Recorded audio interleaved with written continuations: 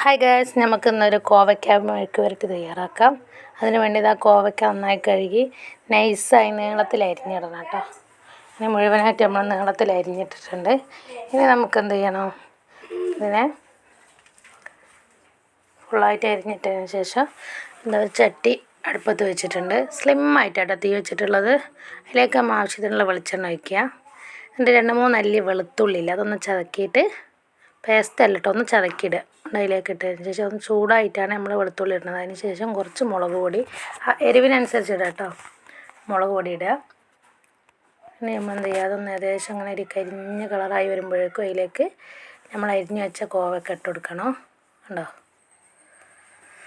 ഇതിനെ ഒന്ന് ഇളക്കി യോജിപ്പിച്ച് കുറച്ച് മഞ്ഞൾപ്പൊടിയും ആവശ്യത്തിനുള്ള ഉപ്പും അതിലേക്ക് ഇട്ട് കൊടുക്കുക കേട്ടോ.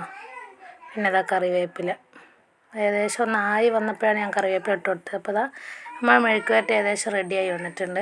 കുറച്ച് നേരം വെക്കുന്നുണ്ട്. ഞാൻ കുറച്ച് വെള്ളം ഒഴിച്ചിട്ടുണ്ടെങ്കിൽ ഞാൻ ഇതിൽ കാണിച്ചത്, ഇതിൽ കുറച്ച് ഒന്ന് അടി പിടിക്കാതിരിക്കാൻ വേണ്ടി മാത്രം.